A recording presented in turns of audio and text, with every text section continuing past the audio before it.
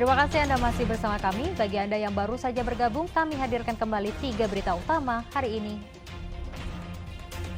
Tawon Vespa masuk rumah warga di kawasan Palem Hijau, Kabupaten Pinrang. Tim pemadam sempat kewalahan melakukan pemusnahan.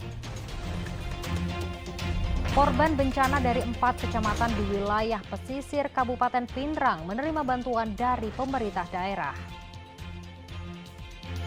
Kapal feri yang berlayar dari Pelabuhan Bira Bulukumba menuju Pelabuhan Pamatata Kepulauan Selayar dihantam angin kencang dan ombak setinggi 2 meter.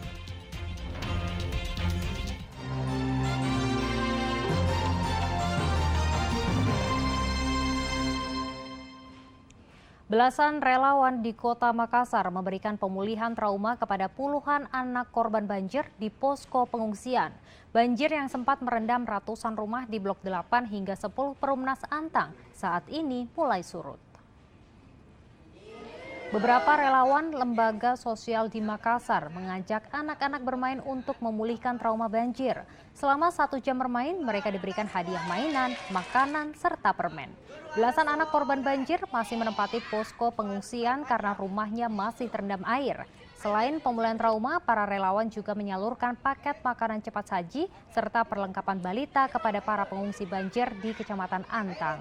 Banjir yang sempat merendam ratusan rumah di Blok 8 hingga 10 Perumnas Antang saat ini mulai surut. Pada korban banjir di Kecamatan Manggala, kita melaksanakan trauma healing.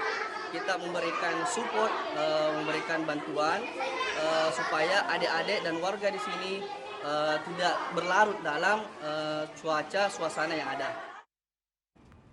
Lokasi wisata pantai masih menjadi primadona bagi warga di Kota Makassar. Meski ada imbauan waspada cuaca buruk di wilayah pesisir, destinasi wisata pantai di Makassar tetap saja ramai pengunjung saat akhir pekan maupun libur tahun baru. Salah satu destinasi wisata pantai di Jalan Metro Tanjung Bunga, Kecamatan Tamalate, Kota Makassar, tetap saja ramai pengunjung saat akhir pekan sekaligus libur tahun baru. Padahal petugas Badan Meteorologi, Klimatologi, Geofisika atau BMKG telah mengimbau warga waspada cuaca buruk agar menghindari wilayah pantai. Sebagian bibir pantai yang dipenuhi sampah usai 2 pekan dihantam ombak tinggi tidak menyurutkan niat pengunjung. Rencananya memang mau mandi-mandi di sini atau seperti apa atau saja ingin santai? Santai-santai aja Pak. Oh santai-santai. Iya. Sama keluarga. Memang sudah diplanningkan sejak semalam. Enggak, kebetulan aja ini Pak. Kebetulan kita dari pantai ada planning ke sini. Guna mengantisipasi pengunjung yang nekat berenang, pengelola wisata pantai bersiaga di lokasi.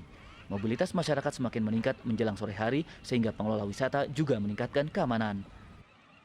Ini kan sebelumnya sudah ada informasi BMKG. Siap. Berarti masih tetap buka dengan cuaca yang tidak menentu. Iya, kami masih tetap buka Pak. Tapi tim siaga pantai kami tetap ada yang jaga Pak. Lagian syukurnya kami, beruntungnya buat kami di tengah-tengah pantai kami ada pemecah ombak Pak. Jadi insya Allah ombaknya tidak begitu seperti yang di pantai-pantai sekitarnya Pak. Ini kan di bibir pantai ini banyak dari sampah lautnya itu. Iya. Itu karena apa sebenarnya? Sampah laut ini buangan dari sungai Pak, Jeneberang Pak, tiap tahun. Ini memang problem kami tiap tahun Pak. Tiap akhir tahun dan awal tahun. Biasanya kami tunggu cuaca sudah agak baik baru kami bersihkan. Tanggal 2, tanggal 3 biasanya bersihkan harus pakai alat berat Pak, nggak bisa manual Pak. Lumayan banyak sampahnya Pak. Ada larangan untuk berenangkah atau seperti apa? Diingatkan untuk jaga diri saya karena takutnya kakinya tidak aman Pak. Tidak dilarang untuk berenang, cuma diingatkan saya bahwa ada sampah takutnya berbahaya buat pengunjung Pak, seperti itu. Jumlahnya meningkat Pak. Saya pikir kemarin juga kurang orang yang masuk Pak, cuman alhamdulillahnya buat kami ya jam 2:30 biasanya kurang orang kalau hari biasa, apalagi cuaca Pak. Toh BMKG sudah saya warn kita bahwa akan ada cuaca tidak begitu baik. Syukur-syukurnya naik. Nah untuk PPKM kami di depan tetap mengingatkan Pak, ya kalau bukan keluarga, mending dengan keluarga saya kita bergaul. Kalau bisa ada masker bergaul dengan orang kita pakai masker Pak. Saya aja bawa masker Pak ini Pak. Mengawali tahun 2023, kunjungan wisatawan lokal diperkirakan meningkat seiring keputusan pemerintah mencabut status pemberlakuan pembatasan kegiatan masyarakat atau PPKM. Status COVID-19 di Indonesia pun terkendali, sehingga wisatawan menganggap destinasi pantai aman dikunjungi. Andi Muhammad Sardi melaporkan dari Kota Makassar. Kapal feri yang berlayar dari Pelabuhan Bira Bulukumba menuju Pelabuhan Pamatata Kepulauan Selayar dihantam angin kencang dan ombak setinggi 2 meter. Perjalanan yang seharusnya ditempuh dalam waktu 2 jam saat kondisi normal berubah hampir 6 jam.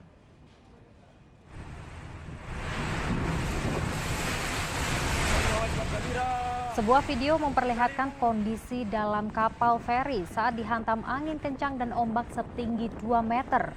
Kapal ini berangkat dari Pelabuhan Bira Bulukumba menuju Pelabuhan Pamatata Kepulauan Selayar.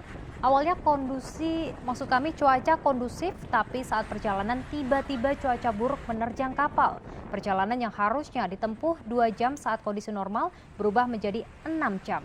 Meski dihantam cuaca buruk, ratusan penumpang kapal tiba dengan selamat di Pelabuhan Pamatata.